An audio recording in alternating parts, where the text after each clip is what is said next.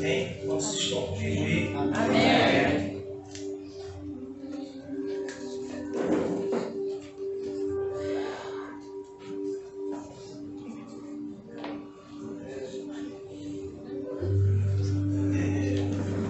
Vou abordar um assunto de início, porque quando nós conseguimos entender um pouco sobre questões de temperamentos, quem tem uma visão, um entendimento espiritual sabe que isso acaba se tornando um domínio. E como um domínio se torna desculpa na vida de muitas pessoas. E quase ninguém entende a proposta de quando nós somos inseridos em um princípio espiritual, nós vamos ter que abrir mão de algumas coisas que nós temos como orgulho. Porque sempre existe um questionamento entre os 4 temperamentos. Por exemplo, quem é retido demais, às vezes é criticado por ser reservado demais. Ou quem é espontâneo demais, acaba sendo criticado por ser evasivo demais. Ou quem é impaciente, pelo fator de ser colérico, às vezes é intolerante. E quem é, infelizmente, um dos temperamentos mais difíceis de relacionamento é o melancólico,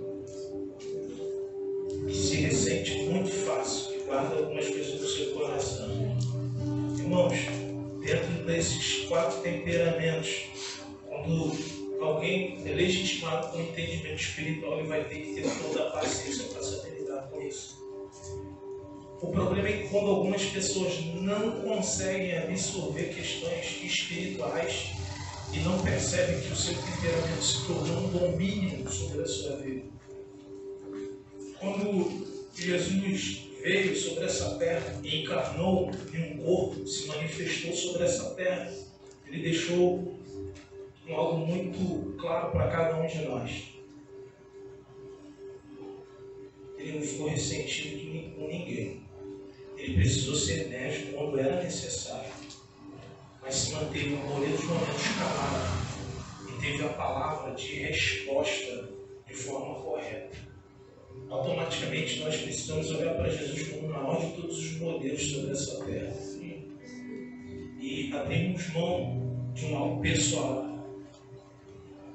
Porque se nós, eu em particular, tivesse certo, era eu que era para ser levantado como Cristo.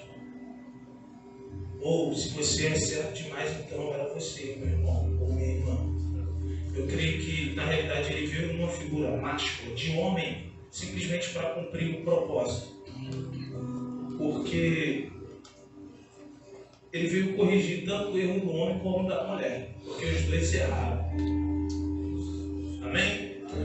Com tudo isso, o inimigo sempre tenta tirar proveito, sempre tenta montar algumas estratégias para dividir o povo, seja na questão de raça, seja na questão de homem com mulher, e sempre tem surgido ideologias. E os homens não têm entendido que é o inimigo de forma estratégica tem usado de tudo isso para tentar nos afastar. Agora, o homem que é espiritual, ele precisa começar a se alinhar com a proposta do reino. Eis que é chegado o reino de Deus. Arrependei-vos. O arrependimento é uma situação que precisa nos envolver de forma que também precisamos entender que é necessário nascer de novo. Talvez na idade que você se encontra, com as ideologias que você tem sobre a sua mente, você precisa abrir mão. O problema é que quando algumas pessoas vão perguntar a Cristo, Senhor, o que é necessário eu mudar? Algumas pessoas fazem essa pergunta já sabendo que precisa ser mudado. Você sabe o que precisa ser mudado?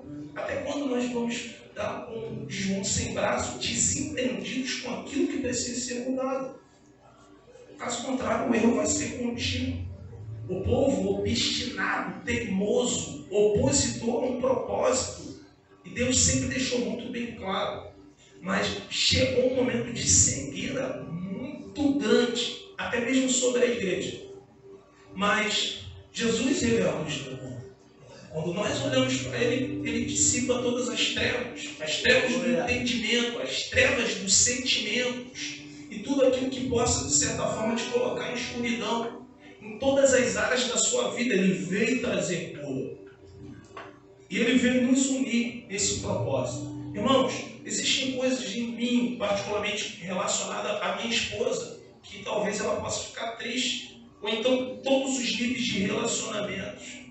Existem coisas em você que você sabe que tem sido como um espinho sobre a vida de alguém. É necessário agora podar. Porque ele levou sobre si todas as nossas dores, com o castigo que nos traz a paz estava sobre ele.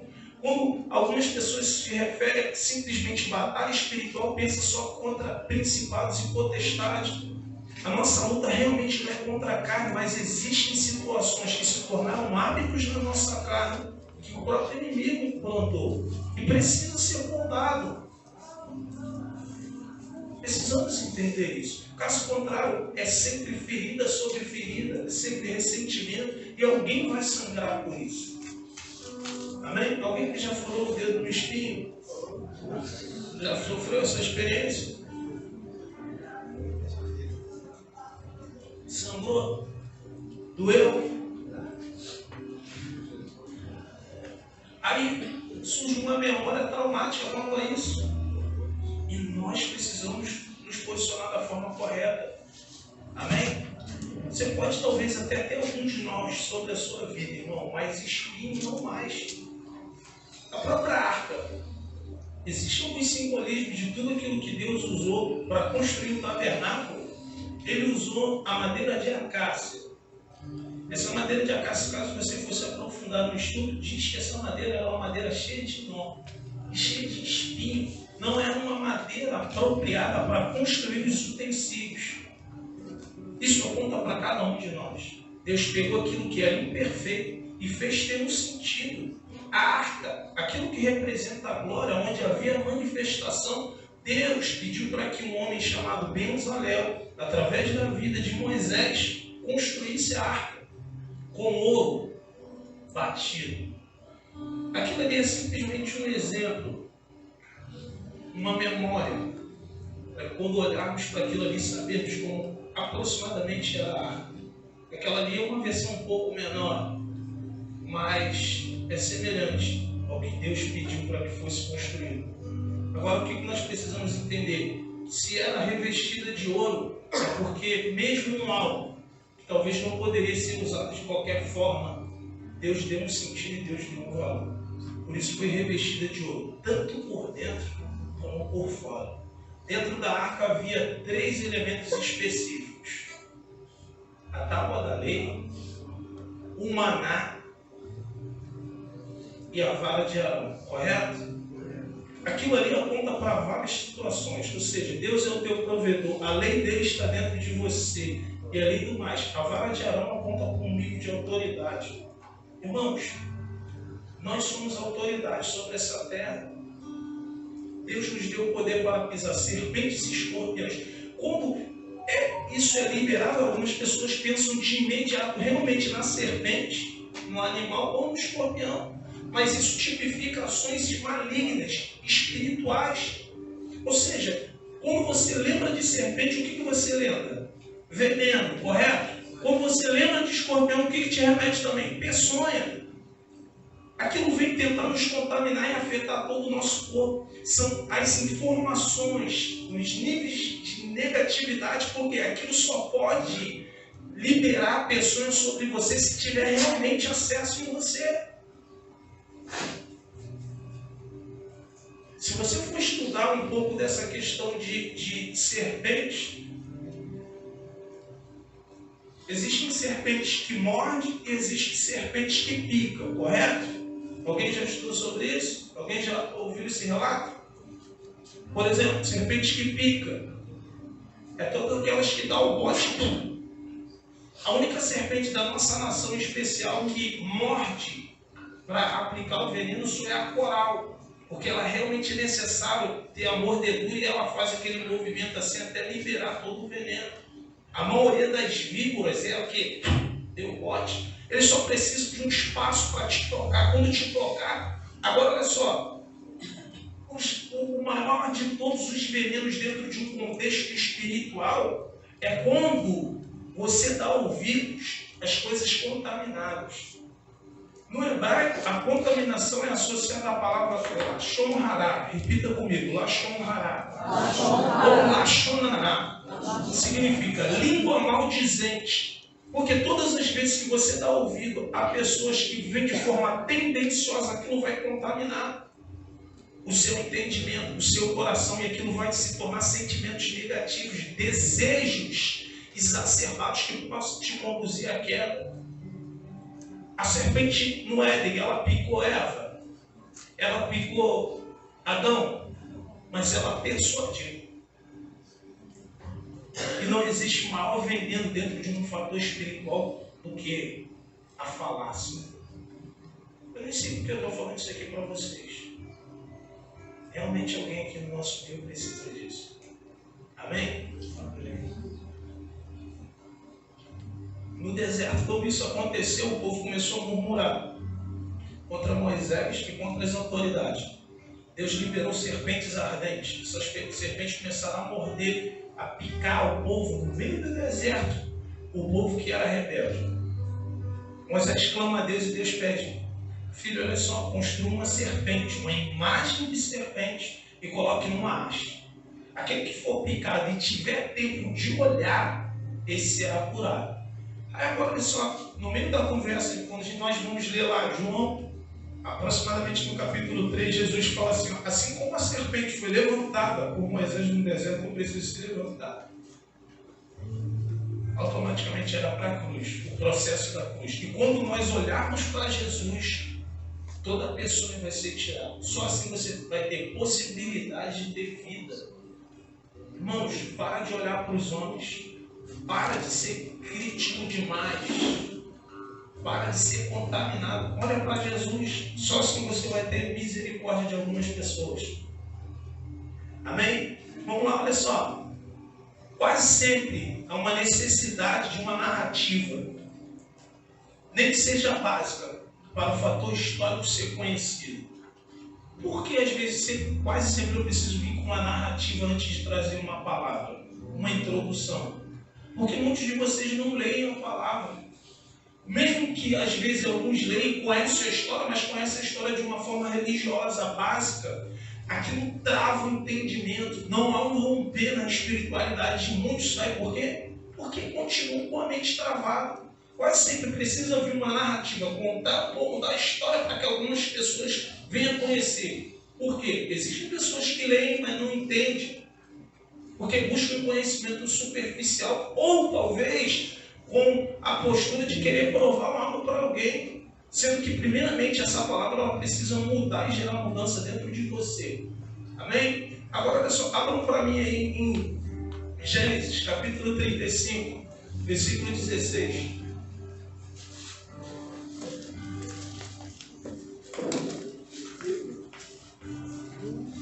Gênesis, capítulo 35, versículo 16. É o primeiro livro da Bíblia, tá?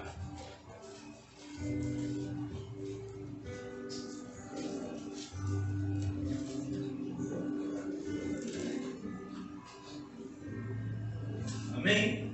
Acharam? Vamos lá? Diz assim, ó.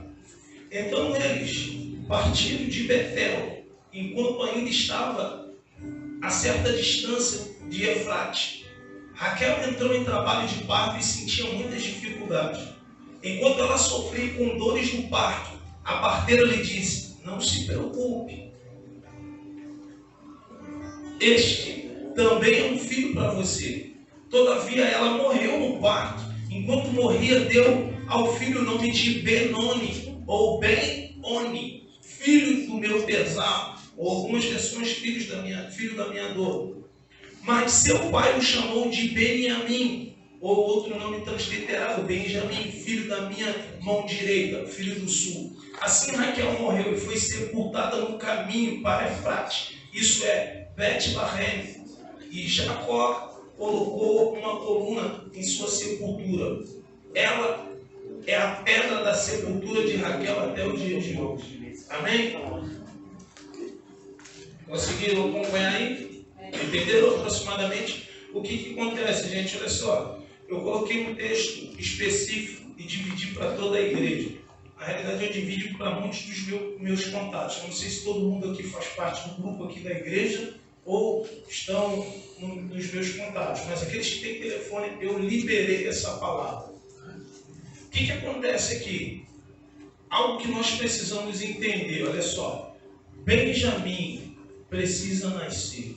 Você pode repetir essa frase comigo? Benjamim precisa nascer. Mais uma vez. Benjamim precisa nascer. Mais uma vez. Benjamim precisa nascer. Agora grita aí. Benjamim precisa nascer. Amém? Isso precisa estar consolidado para que venhamos entender. Olha só. Raquel, no trabalho de parto, sentiu muito dor e incômodo. Um dos maiores desejos de Raquel era dar filho a Jacó. Na realidade, ela só pôde dar 2 filhos. Enquanto a própria Léia deu 7. Entendeu? Ela deu 2 propriamente do seu ventre. E quando ela dava a concubina dela para se deitar com Jacó. Mas sendo que o primeiro filho dela, que era José, ele nasceu bem antes desse processo. Ele era um pouco bem mais velho do que Benjamim. Agora, olha só. Ela entrou em trabalho de parto, sentiu dificuldade, ainda estava viva quando o filho dela acabou de nascer e ela deu o nome. Qual é o nome do filho dela? Ben-Nome, né? Significa o quê? Filho da minha dor. Aqui que eu vou entrar de forma profética, eu preciso que vocês esperem. Isso vai estar sendo passado no YouTube, agora de forma específica. Isso aqui é uma palavra profética. Igreja, você talvez não vai ouvir isso em nenhum outro lugar. Isso é um privilégio pessoal de cada um de nós que estamos aqui. Não devemos ter a pretensão e a arrogância de sermos, somos os donos da revelação. Não, isso é o cuidado e o zelo de Deus. A igreja, como você conhece, ela vai morrer. Precisa morrer. Raquel aqui, ela aponta para a igreja até esse exato momento. Porque uma chave no mundo espiritual precisa ser virada, porque chega de mimizada, chega de vivermos de qualquer forma e queremos ser intituladas como a noiva do Cordeiro, como a noiva de Cristo. Tudo isso foi até um certo padrão ao exato momento. Essas pessoas, na realidade, investiram muito das suas vidas para que hoje viéssemos viver um nível de revelação. Mas chegou esse tempo de rompermos. A igreja precisa romper debaixo desse entendimento. Não mais, olha só, eu não posso mais me separar, vida de quarto, que o próprio Jesus pediu, de forma que eu venha ostentar intimidade. Essa intimidade precisa ser desaguada em algum lugar. Deus nunca fez ninguém para viver simplesmente isolado, cheio de conhecimento, ou desaguar somente por algumas pessoas, mas para todos que nos cercam. Isso aí é uma pretensão humana de algumas pessoas quererem simplesmente ser usadas, mas isso é para todos nós. Se Deus te dotou de um entendimento, um conhecimento e uma intimidade, começa agora a manifestar o reino com aquilo que Deus permitiu que você vivesse. Aonde estão os íntimos? E o que você tem feito? Você tem sido luz para esse mundo? Você tem alcançado as pessoas? Talvez existem pessoas aqui que têm dificuldade na fonética, na fala, mas a vida que você tem dedicada a Deus precisa ser desaguada em alguém. Alguém precisa se surpreender com aquilo que Deus tem feito na sua vida. Chega de ficarmos com essa autocomiseração ou essa linha de medo e idolatria e desculpas e algumas regras pessoais que nós estamos colocando na nossa vida com Deus. Amém, igreja? Amém. Irmãos, talvez você deve estar se perguntando, como assim? Que loucura é essa que o pastor está falando que a igreja precisa morrer? A igreja precisa morrer por os seus medos. A igreja precisa morrer para as suas regras pessoais. Porque enquanto a regra, não existe possibilidade de um nascimento. Eu vou trazer isso por um fator humano. Sabe por que a Bíblia às vezes associa uma mulher no estado de menstruação como uma mulher impura?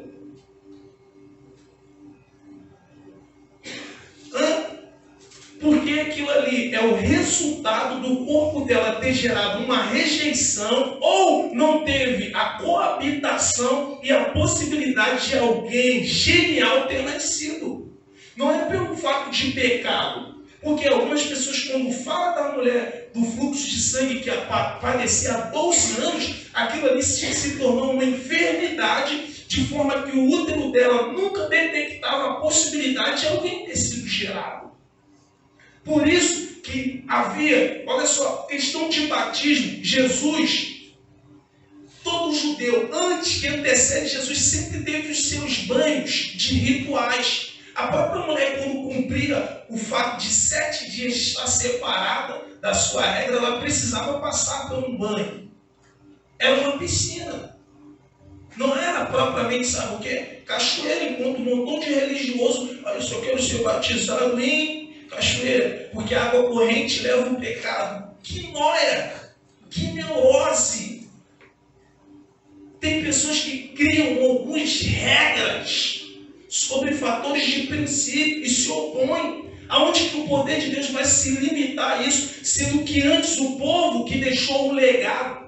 Porque o hábito de batismo sempre ocorreu no meio da espiritualidade. Por isso que o próprio João Batista, ele recebeu uma ordem profética para vir batizando, para a remissão de pecado. E o maior confronto era para aqueles que se achavam puros e conhecedores demais. Fariseus, saduceus, escribas, e assim vai.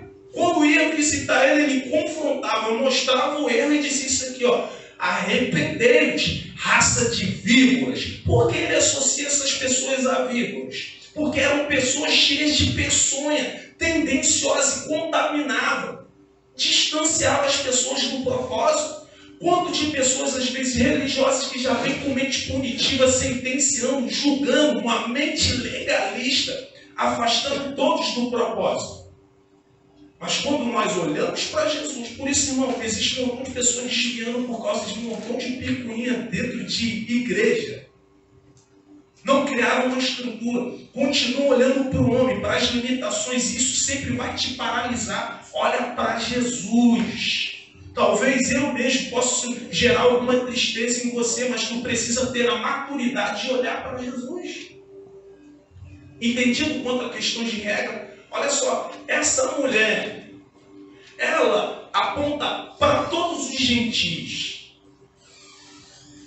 Todos os gentis. Olha só como isso é profético.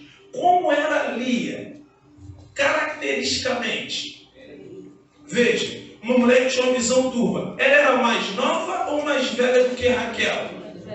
Ela aponta totalmente para o Antigo Testamento e principalmente para o povo judeu, que é mais velho, mas ainda tem um pouquinho da visão embaralhada, ainda não consegue, muitos deles não conseguem ver Jesus.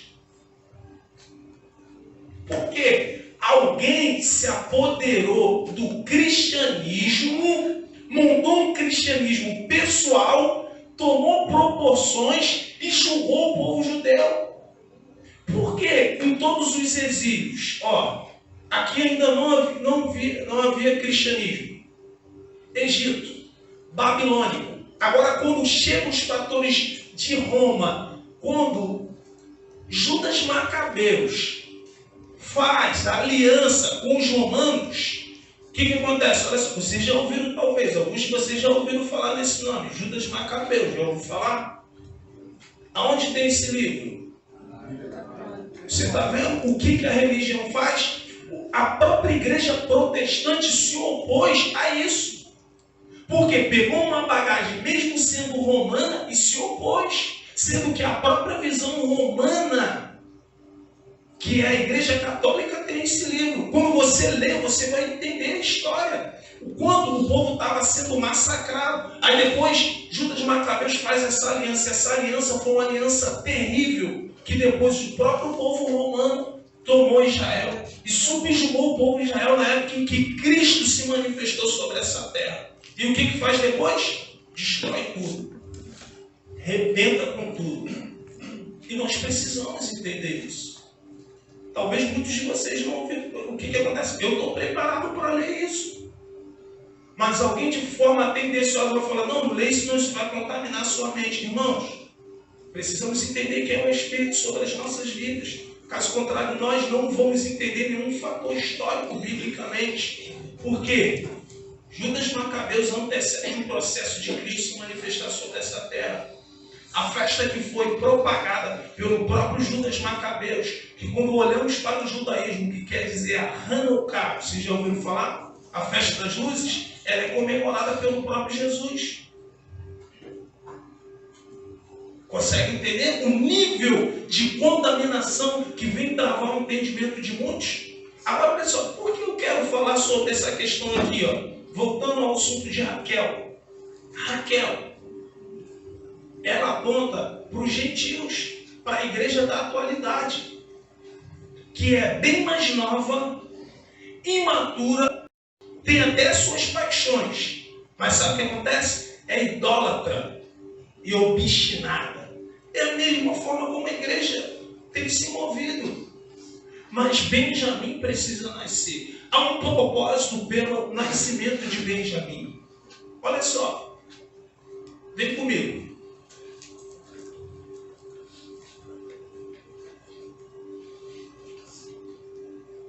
Eu coloquei esse texto aqui, eu vou compartilhar com vocês agora.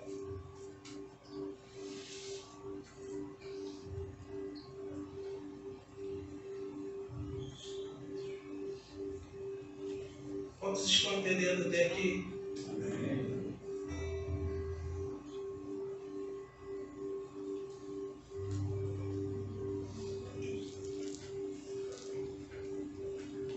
O telefone é muito rápido.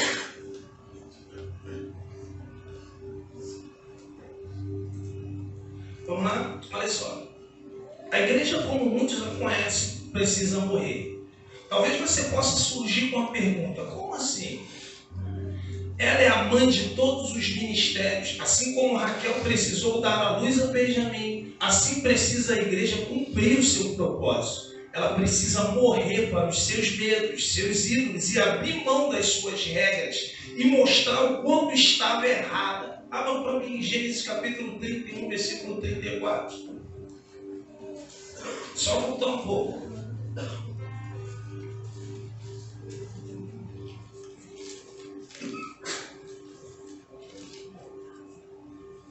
Vamos lá?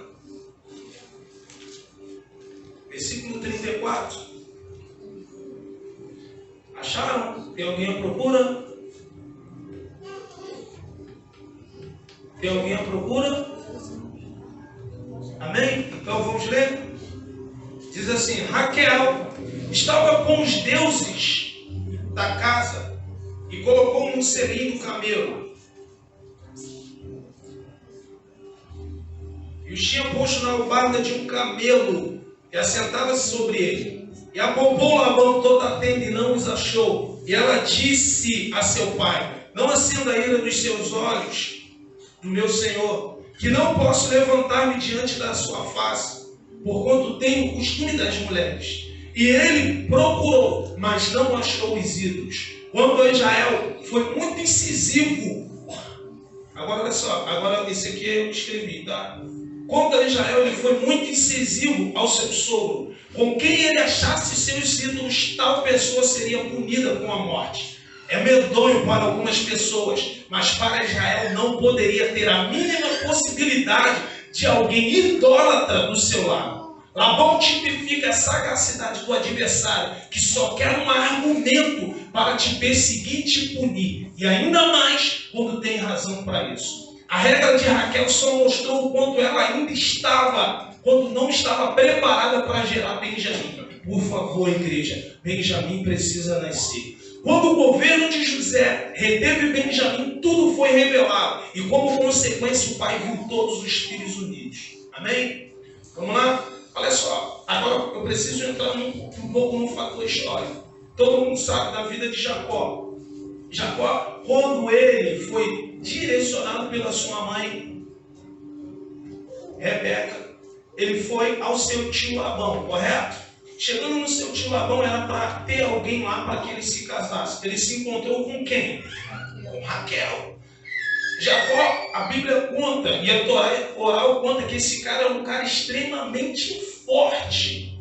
Ele tinha um conflito pessoal com o seu irmão, mas ele evitou esse conflito, mesmo sendo conhecido como Jacó. Porque algumas versões de transliteração do nome diz que ele era o quê? Usurpador, aproveitador, aquele que nasceu agarrado ao calcanhar de Esaú.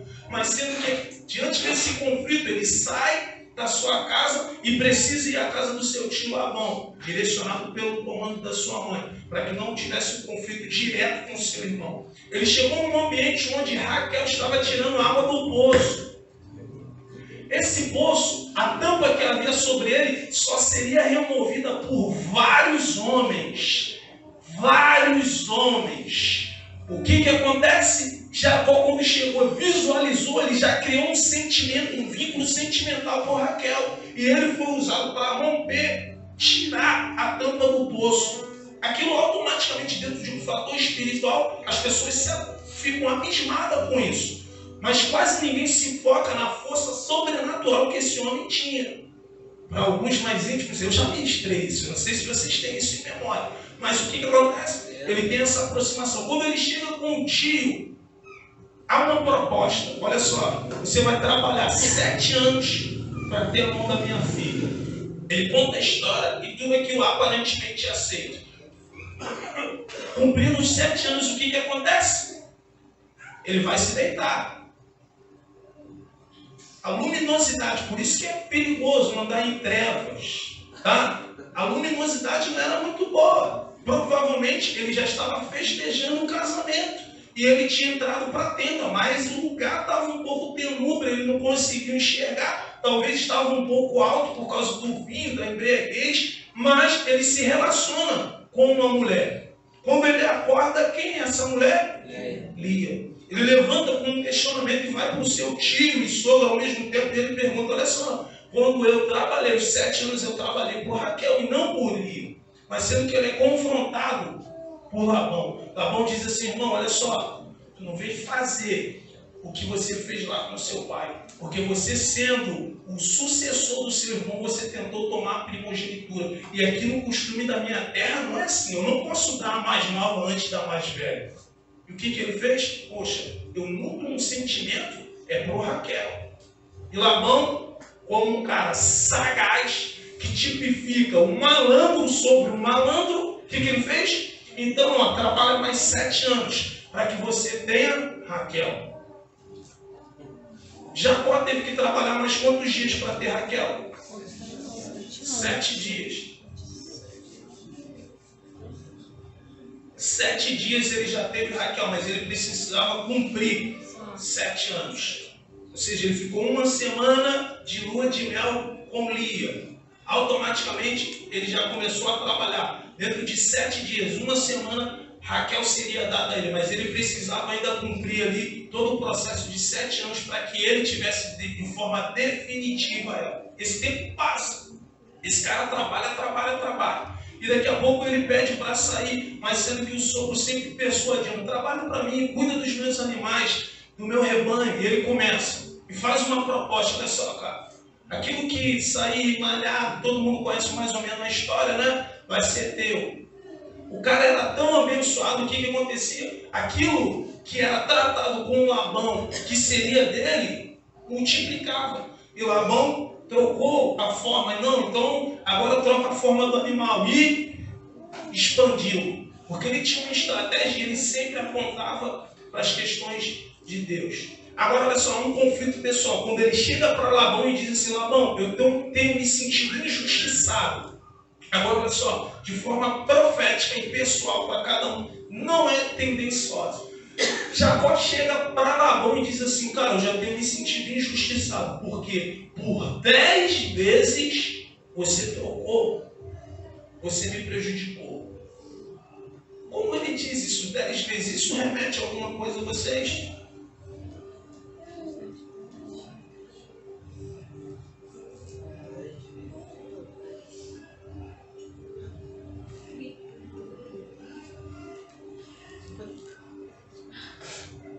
Oi? 10 aponta para dízima. Aponta para dízimo. O dízimo é uma aliança com Deus, com o homem. E toda vez que alguém retém, sempre vai ser visitado por um nível de malignidade. Isso já apontava. Ah, mas isso é Antigo Testamento, irmão. A cada ponto Deus vai mostrar. Deus tem aliança com quem tem aliança. Ó, Jacó não tinha, mas Abraão tinha. Isaac tinha. Agora olha só. Tudo isso veio como consequência, porque ele aprendeu na casa dos pais a forma como deveria se mover, mas foi obstinado. Deus, quando se apresentava, ele se apresentou inicialmente como o quê? Eu sou o Deus de seu pai, Deus de Abraão e de Isaac. Enquanto Jacó não teve uma aliança, quando ele precisou fugir, agora olha só, ele precisa fugir de Labão, não precisa? Mas sendo que quando ele foge de Labão, Raquel, por ser impulsiva, idólatra, o que ela faz? Pega alguns dos ídolos do pai dela e leva escondido. O pai dela sempre foi um malandrão, sempre criou argumentos para querer travar Jacó. Mas você não imagina quando dá motivo. Ela tem um motivo. Quando ele chegou a caminho atrás de Jacó, ele chega e fala: Jacó, por que tu tomaste as minhas filhas e os meus filhos e todos os meus animais? E além do mais, você nem me comunicou. Ainda tomou os meus ídolos. Jacó estava num momento de transição e de conserto. E ele disse isso aqui, a palavra profética que ele liberou. Por isso que nós não podemos ser impulsivos. Com quem você achar os ídolos, você pode punir com morte. Mas Raquel era filha de quem? Labão. Labão entrou dentro das tendas, apalpou tudo e não achou os seus ídolos. Ela escondeu entre as pernas, em cima do camelo, e disse: meu pai, não se ligue, eu estou naqueles dias. Escondeu o ídolo entre as pernas e ainda disse que estava o quê? No momento de regra. Você consegue entender o que, de forma profética, eu tenho anunciado a você, igreja? Porque se Benjamim já tivesse nascido, aquilo ali já apontava para um sinal. E quando, no meio do caminho, ela morre, mas antes nós sabemos que ele precisava entrar em confronto com o seu passado e ajustar o seu passado. Porque ele feriu alguém no passado. Na realidade, ele não feriu. Ele se moveu com aquilo que ardia no coração dele, que foi com Esaú, seu irmão. Esaú era um assassino, um caçador assíduo, um homem habilidoso, mas mesmo assim não daria para ele, sabe por quê? Sobre a vida de Jacó havia uma força sobrenatural.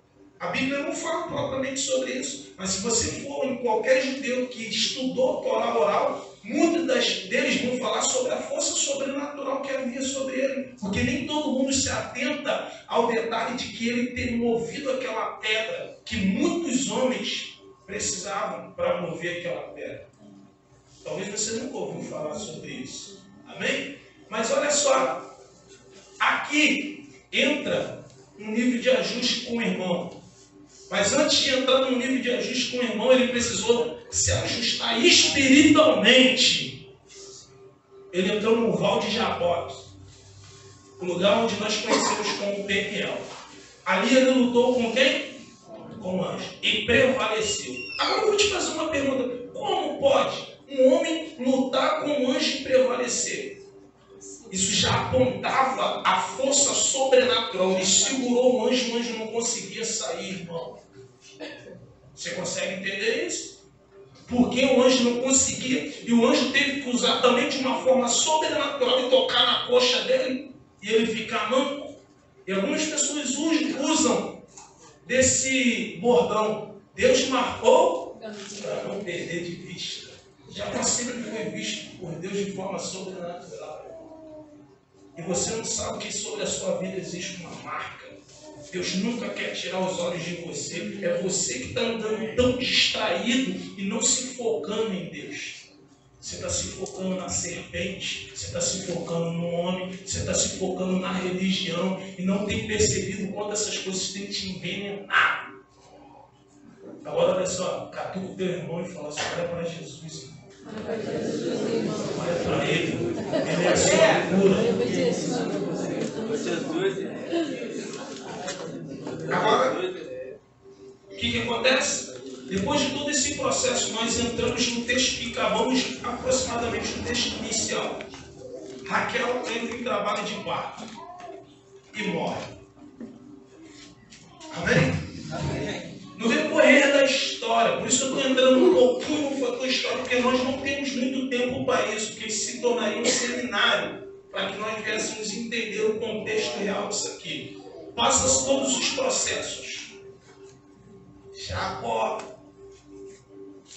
é ferido por um dos comportamentos errôneos dos filhos. Olha só, Lia, ela é detentora da promessa de Yeshua, tá? Porque Jesus é descendente da tribo do leão de Judá. Quem é Judá? Filho de Léa. Agora nós não podemos esquecer o filho de quem Jacó amava, que era Raquel. Cara, isso tipifica algo muito sobrenatural e tem gente de boca aberta, não entendendo nada. De Raquel nasce dois filhos específicos. Qual é o nome deles? José e Benjamim. José e Benjamim. José era o primogênito, que era invejado. Nós sabemos que Jacó ele faz uma túnica diferenciada. Alguns dizem que era uma túnica de 7 cores. E essa túnica, José tirava um dia perto dos irmãos. Ele era um menino respeitador, detalhista, conservava a vida e a postura dos irmãos. Mas vamos lá, se você defende a vida dos seus irmãos, vou dar um exemplo aqui. Talvez na sua vida e com um padrão de vida você viu alguém conhecido. Igual que está repreendido. Você explícito aqui no alto. Se eu vesse o meu pai, eu anulo e cancelo, rejeito de todas as formas. Traindo a minha mãe, sabe o que eu faria? Primeiramente, eu confrontaria ele e contaria para minha mãe. Mas tem pessoas aqui que são habituadas a costumes e hábitos mundanos e fazem vista grossa por isso e acham que isso é normal. José não achava isso normal quando os irmãos se moviam com rebelião, porque ele contava o relatório de tudo. E, por exemplo, se alguém aqui, se não tem uma mente legalista de proteção sobre a vida do teu irmão, por exemplo, se viu você em mancada, chega alguém e fala assim, pastor, eu vi fulano de tal mancada. E se eu chegar para os seus irmãos, mas a inveja e os sonhos que eram emitidos no meio da mesa eram mal compreendidos. Não é então que quando José foi visto e debaixo de um comando para ver onde os irmãos estavam, os irmãos, avistando de longe, disseram o quê? Lá vem o sonhador. Vamos dar fim logo a esse sonhador logo.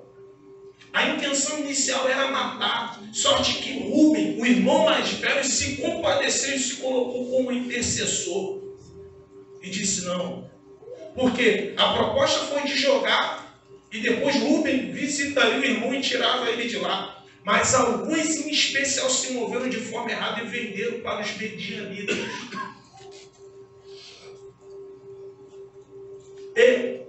Ele foi levado cativo. Foi um processo necessário?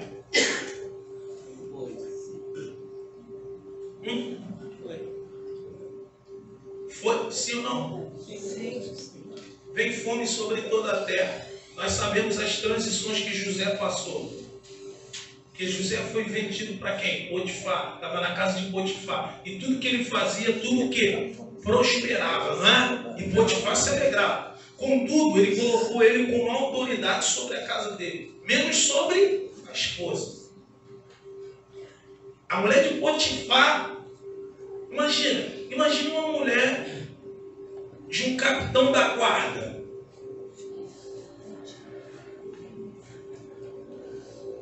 Será que era qualquer tipo de mulher? Mal vestida, mal cabida, feia? Como era essa mulher? Provavelmente uma mulher muito atraente e bonita.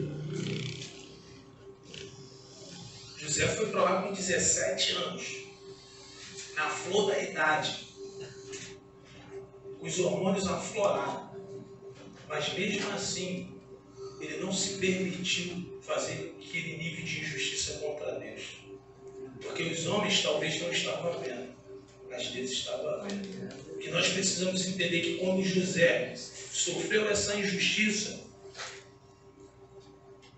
todos os homens que fossem acusados disso, na atualidade, vamos trazer para a atualidade, como é tratado um estuprador?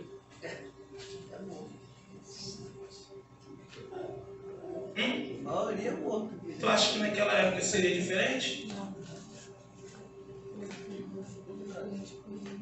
Mas Deus poupou, porque provava um homem que era pego naquele delito, a sentença dele era a morte. Talvez ele padeceu muito na carne, sofreria muito, e passou todos os processos necessários.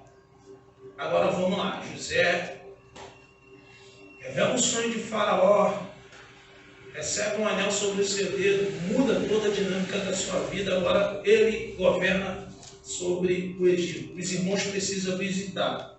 Ele faz todo aquele parâmetro que a gente não vai entrar em detalhe, vocês conhecem. Até que por fim, ele pede um relatório dos irmãos. Os irmãos falam que um dos irmãos tinha sido morto, porque ele não tinha sido reconhecido, mas havia um irmão mais novo. E ele disse para que quando eles retornassem, o irmão mais novo estivesse lá. Sabemos que ele foi recebido com honrarias, roupas, tudo isso, diferenciado. Mas ele reteve Benjamim. Aí agora que entra algo que faz toda a diferença. Quando ele retém Benjamim, alguém sabia que se Benjamim não retornasse para a casa do pai, o pai não aguentaria aquele baque. De forma profética, nós precisamos entender que Jacó, quando teve a guerra, a luta com o anjo, seu nome foi mudado. O nome de Jacó passou a ser o que agora? Israel. Aquele que lutou com Deus e prevaleceu. A identidade dele foi mudada ali. Ele fez um pacto com Deus naquele ambiente. Tudo sobre a vida dele e sobre a sua genealogia seria mudado. Agora olha só, quando ele recebe a notícia que José tinha morrido, e o que foi dado para José? Para Jacó? A túnica, coberta de sangue e com um relatório negativo. A tristeza se apoderou de Israel. Israel, desde aquele momento, não conseguiu ter revelações e aproximações de com Deus a nível sobrenatural. Agora, olha só, quando José retém Benjamim e se revela, antes de se revelar na realidade, alguém quis se colocar no lugar de Benjamim. Quem é essa pessoa? Judá. Judá se compadece e lembra do pai e diz aqui, ó, Senhor, se eu não voltar com meu irmão mais novo, meu pai não vai aguentar esse barco. Por favor, me coloque preso no lugar do meu irmão. Agora que nós precisamos entender o contexto, porque Jesus faz parte da tribo de Judá. A sentença e a prisão era para ser sobre as nossas vidas, mas ele se colocou no nosso lugar. Por isso que ele pertence à tribo de Judá. Porque a partir daquela postura de Judá, tudo mudou. O que acontece depois de tudo isso? Toda a família é reunida diante do Pai. Toda. Aí, quando toda a família estava reunida, Deus ativa novamente o fator profético sobre a vida de Jacó, que agora é Israel. Ele reunindo todos os filhos, ele liberou as bênçãos específicas sobre cada um dos filhos, da quais se tornaram tribos. Por isso que ele disse, sobre tu, Judá, que o cetro nunca havia saído da sua mão. Mas muitas pessoas não conseguem se focar no propósito de Benjamim. Se Benjamim não nascesse, a tristeza tomaria ninguém. Na realidade, seria aprisionado como ele precisou ser aprisionado. Talvez você não entendeu. O contexto é que nós somos os filhos mais novos. Éramos nós que estávamos retidos, mas alguém se colocou no nosso lugar. Jesus, ele deu a vida dele por mim e por você. Por isso que o cetro de equidade e de justiça sempre estará sobre as mãos dele. Agora, olha só, trazendo para o Novo Testamento, vamos dar um pulo, um salto. Nós sabemos que Cristo Jesus escolheu quantos apóstolos? Mas sabemos que depois ali, aproximadamente capítulo 9 de Atos, um homem especial se levanta. O nome dele é Shaul. Vocês sabem quem é esse homem? Shaul. Paulo. Não existe Saulo, irmão. Não existe. O nome de Paulo é um só. Aquele contexto, a Bíblia não fala que o nome dele mudou. Simplesmente muda do nada. É para que entre no seu entendimento que quando aquele homem se converteu, a identidade espiritual dele foi mudada. Não existe Saulo e Paulo. A transliteração fez isso e gera conflito no seu entendimento. Quando eu me converto, eu preciso entender que uma identidade no mundo espiritual, no mundo físico é mudada. Por isso que existem pessoas sem identidade nenhuma espiritual. Aquilo ali é para que você entenda que toda vez que alguém tem um encontro com Deus, o seu nome, a sua identidade é mudada. Se você já tem uma identidade selada e firmada, amém. Agora, existem coisas que precisam gerar mudança. Desde que você se converteu, será que gerou alguma mudança dentro de você? Ou será que você precisa cair do cavalo? Agora, algo sobrenatural. Dentre os 12, nós não sabemos que ninguém de que tribo era. Mas, em especial, um homem que estudava sobre genealogia, o próprio Paulo. Ele fala o quê? Sou fariseu, circuncidado ao 8º dia. E faço parte da tribo de Benjamim. Da tribo? Agora olha só como Paulo é conhecido. Apóstolo dos gentios. É ele que teve acesso a todos os gentios para a aproximação do Pai. É ele que foi um dos maiores evangelistas para esse propósito. E tem gente que até hoje não tem entendido isso. Irmãos, Deus tem nos unido como irmãos e tem feito aí agora, ele fala sobre o evangelho da reconciliação. Você sabe o significado disso? O que houve quando Jacó, juntamente com José e todos os irmãos ali foram reunidos? Chegou o momento da reconciliação, irmãos. Tem gente que não está entendendo isso.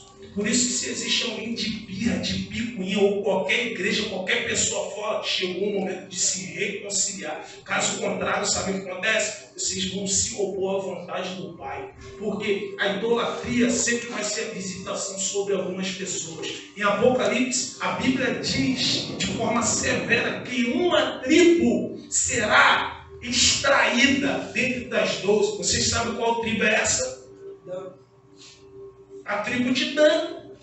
Ela foi excluída porque na realidade entrou na idolatria, se colocou como juiz. Todos os juízes, biblicamente, muitos deles eram descendentes da tribo de Dan, como o próprio Sansão.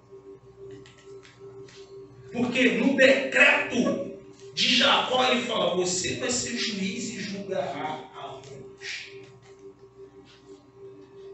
Tudo de forma profética, e as pessoas não têm percebido isso. É muito difícil, você ter que lidar, sabe com o quê? Com picuinha de alma. É muita gente ressentidazinha. O cara que tinha a possibilidade de se manter mais resistente seria José. Mas o pai chamou ele à parte e falou assim: filho, eu sei que teus irmãos fizeram contigo, mas por favor, perdoa eles. E José separou o melhor lugar para os irmãos, a cidade de Gosém, no Egito. Comeram, beberam e viveram o melhor da terra. Mas chega um momento que essas coisas foram esquecidas por um dentre os faraós. E o que acontece? Esqueceu de todos os benefícios de José. Aí veio a opressão. Irmãos, Vocês não entenderam quando a Bíblia diz: eu preciso trazer à memória aquilo que me traz esperança. Precisamos conscientizar todos os opressores de quem nós somos filhos. A história e o legado que precisa ser deixado. Porque quando você mesmo esquece de quem são os seus pais, o preço que foi pago, quando vir a opressão, você vai se submeter a ela. Foi o que aconteceu com o próprio povo de Israel quando estava no Egito. E tem um montão de pessoas que pensam que são detetores da espiritualidade, mas estão vivendo em cadeias, tomados de ídolos, tomados de contaminações. Mas chegou o tempo de sermos libertos também desse contexto. Chegou o momento de se reconciliar. Chegou o momento de você começar a visualizar quem talvez está ferido. Pai, mãe, irmãos, vizinho, igreja, e seja quem for, ou até você mesmo, que talvez tenha um ressentimento pessoal. Tem ódio de si mesmo. Quem tem ódio de si mesmo aí? Quem tem raivinha de si mesmo? Ciúminho, inveja de algumas coisas que o Pai tem liberado sobre a vida de alguém. Irmãos, chegou o momento do conserto. Chegou o momento, sabe de quê? De não nos levarmos por qualquer situação que venha tentar nos sabotar do propósito. Moveres atrás de moveres têm entrado dentro da igreja. E eu pergunto, o que tem movido e mudado na vida das pessoas?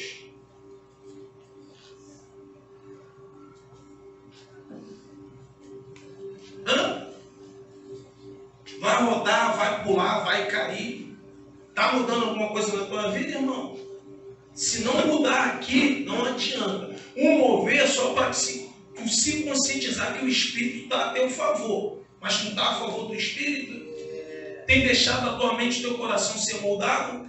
Agora, olha só, isso não é argumento para quem é frio também na igreja. Viu? Mas tu está falando de quem pula e cai. E quem também não faz nada. Resistente às coisas de Deus por causa de picuinha de quem na realidade não é um modelo. Irmãos, tudo é um equilíbrio sobre as questões de Deus. Precisamos começar a ter a sensibilidade, porque as pessoas sempre têm vindo de mente punitiva e criando argumentos para, sabe o quê? Ninguém se reconciliar. Precisa ter um ajuntamento e todo mundo no mesmo propósito e o respeito para que o Pai se manifeste. A bênção só será liberada quando todos estiverem reunidos. Amém. Caso contrário, não vai. Agora olha só, se você tem uma mente que exclui pessoas, irmãos, você nunca vai estar diante do Pai. Algo precisa mudar aqui, ó.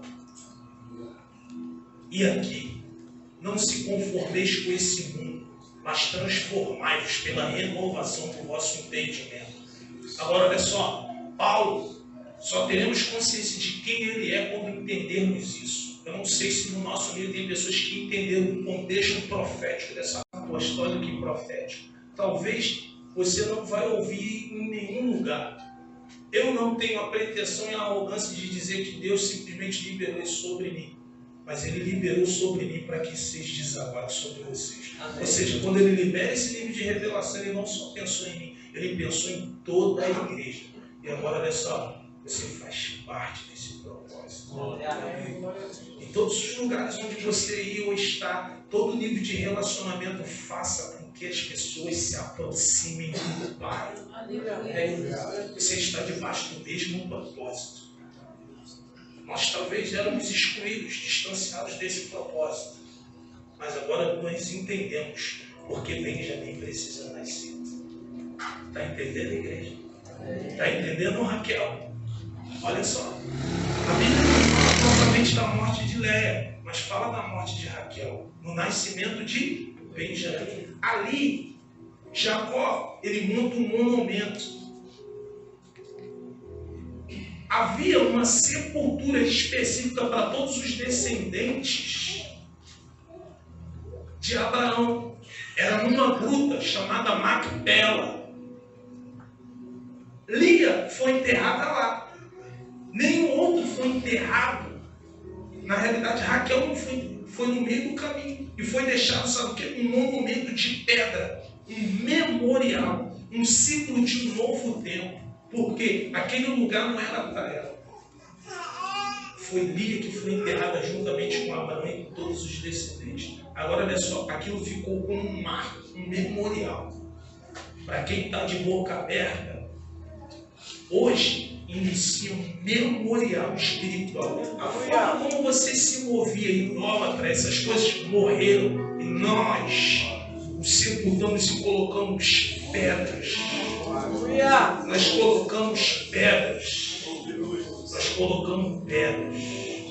E nós edificamos a verdadeira igreja a partir desse momento, em cima da pedra que todos rejeitaram. A pedra fundamental. Ela já tinha sido edificada, mas olha só o que acontece. Tem muitas pessoas que estão se perdendo no contexto espiritual. Precisamos reconectar aquilo que sempre foi o propósito, o sonho no coração de Deus. A igreja precisa mudar. Fazemos parte do ministério da reconciliação. Irmãos, antes de julgar qualquer pessoa, talvez você tenha vivido um nível de separação, tenha pecado a esse ponto, mas isso não te dá o direito de você julgar e ser legalista ou ser mais espiritual sobre a vida de ninguém. É seu irmão.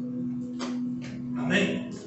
Chegamos amanhã em nível de reunião. Amanhã é segunda-feira, algumas pessoas vão pegar Japeri, vão estar em trabalho. Manifesta o Ministério da Reconciliação. Amanhã vamos estar em alguns ambientes, pessoas. Vamos revelar o Pai. Amém? Quantos entenderam? Amém. Quantos podem aplaudir o Senhor?